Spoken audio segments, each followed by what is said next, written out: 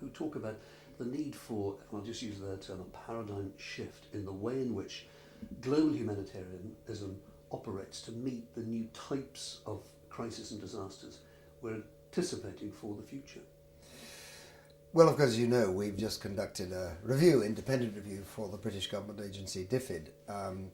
And it starts off by saying that what we have seen recently, Haiti, Typhoon Nargis, the tsunami, Pakistan floods, what you might call the mega emergencies, which have completely swamped both the domestic institutions and, frankly, the international ones too.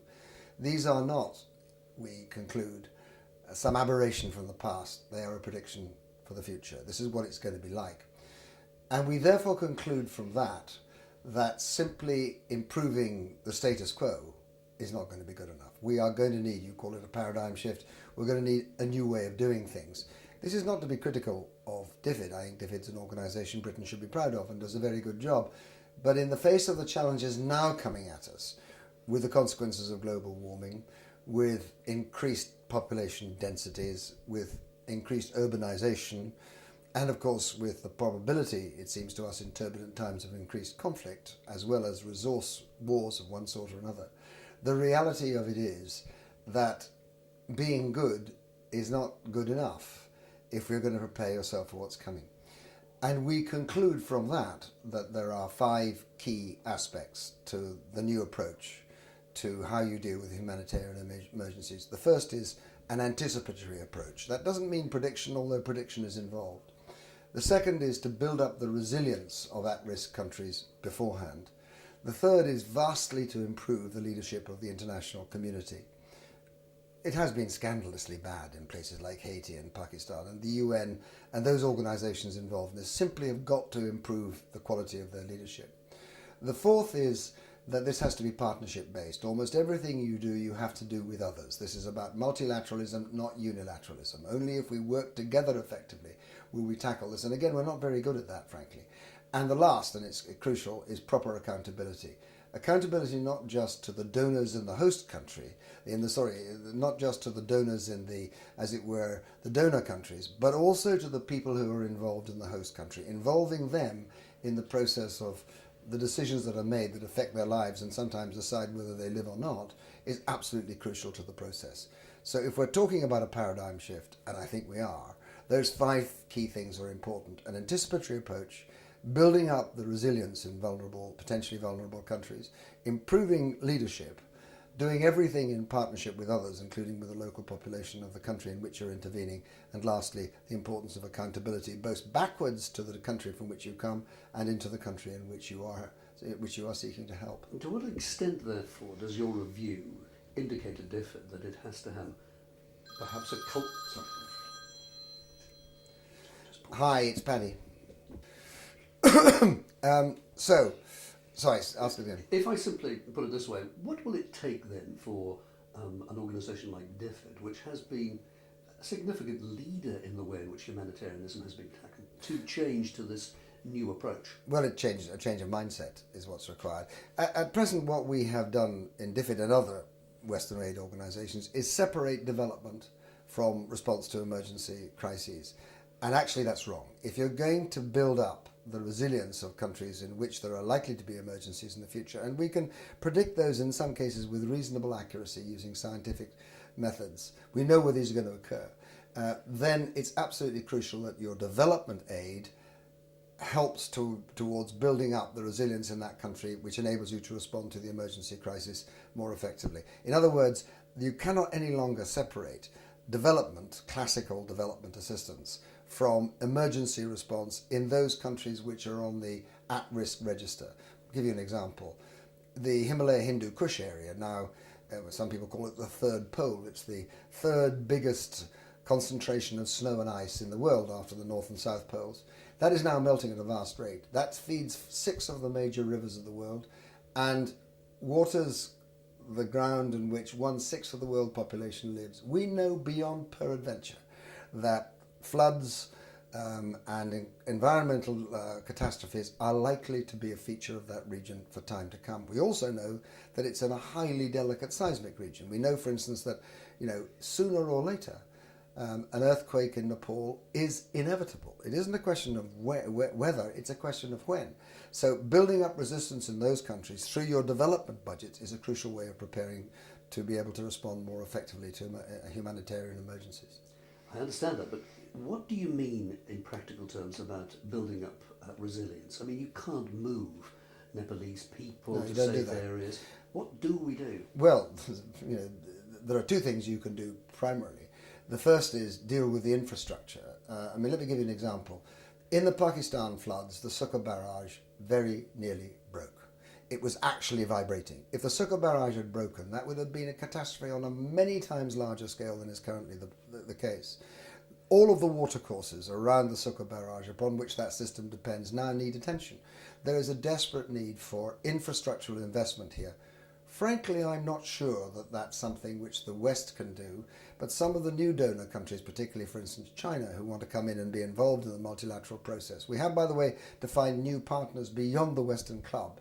That is something they can do. But here's the other revelation that we discovered in our report, which is that where a country has had an emergency before, you're thinking of the Khyber Pakhtunkhwa province in Pakistan, you're thinking of Bangladesh, the human infrastructure, the capacity to be able to cope on a human level has been vastly increased, and their ability to be able to deal with that has been enormously strengthened. So we discover, for instance, that in the Pakistan floods, whereas Sindh province, who has not had any kind of previous emergency, had more difficulty coping with this, Khyber Pakhtunkhwa province, who had had the previous earthquake, had the human infrastructure, the governmental systems to be able to cope and suffered less. Now, there's a great deal we can do in advance to build up the human capacity, to encourage those countries to have what we have in Britain, a disaster emergency plan, to have a structure in place to be able to deal with it. Compare the loss of life, for instance, in the tragedy in Christchurch with the loss of life in equivalent rather less advanced, much less advanced countries, and you'll find that because there was the human governmental infrastructure in Christchurch, it was able to cope with this far better than those others. Now, we can do that. We can build up the human infrastructure in these countries to enable them better to cope with this. A wonderful example in Burma. The odd thing is the unexpected consequence of the Burmese government refusing to allow the West to be able to participate in the aid crisis there actually means that Burma's human infrastructure is now much stronger than it would otherwise have been. And one of the tendencies of the past is the great panjandrum of the international community rolls in, helps country X through its disaster, and the result is that when it rolls out, the human infrastructure in that country is not stronger, it's weaker because we've done it for them. And we have to reverse that.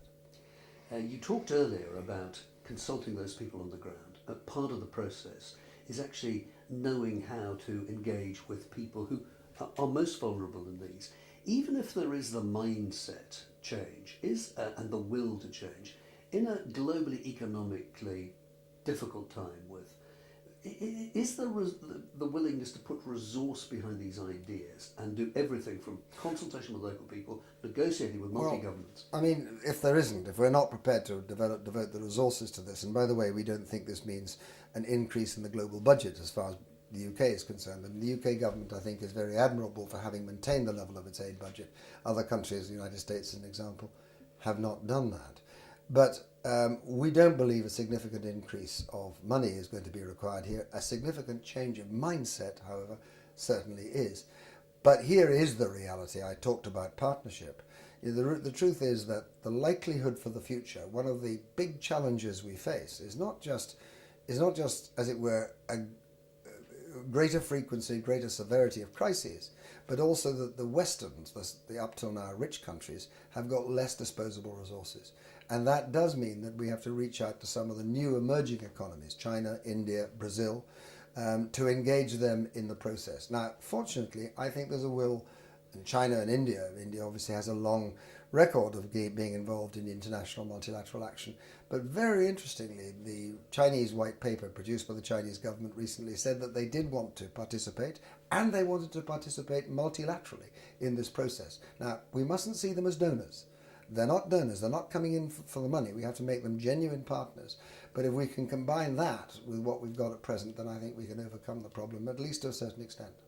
Is part of the purpose of your review to shape up DFID so that it becomes, as it were, a leader in this new paradigm shift, this new way of thinking? Well, it's not a purpose, but I hope it's a consequence. I Just think... answer that as though I hadn't asked the question. I think one of the purposes...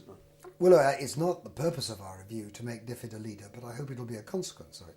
The DFID has become, has already an established role as a leader in humanitarian action around the world.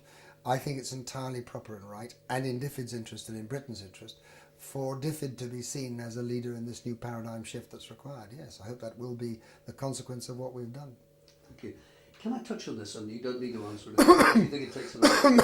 But part of what is expressed in our film, and given that you have I know not in this instance, a political background, is from many of the organisations we talk to, the view that the policymakers at political level, and you talked yourself about accountability, are more inclined to regard their accountability as matching the interests and needs of the most influential electors, maybe even the media, than the most needy people at the very sharp end of the crisis. Let's be very practical. You are never going to get away from that. And indeed, we live in a democracy. A democracy is responsive to its people, to its voters, to its taxpayers. And any government that wants to sustain, for instance, the undiminished aid budget, which is already under attack in Britain from from right-wing sources, is going to have to explain itself better to its people. So Britain being seen to be at the forefront, and on occasion even being seen to flag Britain's contribution, especially in the early days, is an inevitable consequence of maintaining a high-level aid budget. And by the way, the more that Britons are seen as Britons involved in this, the more the public will give on the wider basis, and we see that very clearly. There's a direct connection between public giving, which benefits all of us, and Britain being seen to be active. However, we are very clear that whilst we recognise the political pressures on those who must account for this expenditure to the public, the actual response has to be driven by need, by humanitarian need on the ground, and this cannot become muddled up with the political or security agenda of the government of the day. You may well see development aid beginning to match Britain's foreign policy objectives, but when it comes to responding to humanitarian crises, that must be according to humanitarian principles and according to need, and need alone. I'll give you an example. It's very clear from Haiti, from Pakistan, that these rescue teams that go in to rescue people from an earthquake, the fire brigade from Manchester with a British flag on them goes in, and actually they're a huge expenditure, and actually they frankly save very, very few lives. It is not in cost-effective terms a useful thing to do. However, in the early stage of the first days, maybe even week, maybe 10 days of a crisis, to have those people there being seen to be assisting on the ground has a huge effect on public donation in Britain. And so even if it's not in cost-effective terms purely required on the ground, it has a knock-on consequence which overall increases the amount of money which can be deployed in that disaster. And that's a good thing. And you just have to be politically practical about that. Does there need to be clarification that humanitarianism is not a domestic thing, that the Pakistan flood, for instance, was a crisis for Britain? There's a massive Pakistani diaspora here. Well, I think it's more than that. I think that we have to begin to frame this debate in terms of enlightened self-interest. The truth is that in a world in which you're going to see more turbulence, more conflict, resource wars, etc., the peace of the world, and indeed the well-being and peace of our country, also depends on us being able to resolve some of these conflict problems elsewhere, which can very easily spread to threaten our own peace as well. I mean, the revelation of 9/11 is that even if you're the most powerful nation on earth, you cannot ignore what goes on in a faraway country, the other side of the world, of which you know little and care less. The consequence for you can be a problem directly delivered in your own country, even in your own cities. I'm delighted with that. Did I give you a chance to say That's fine, that's everything. I'm really appreciative. Pleasure. Very helpful. And not that you can appreciate it, but I know it'll fit in my film. It'll Good. be excellent.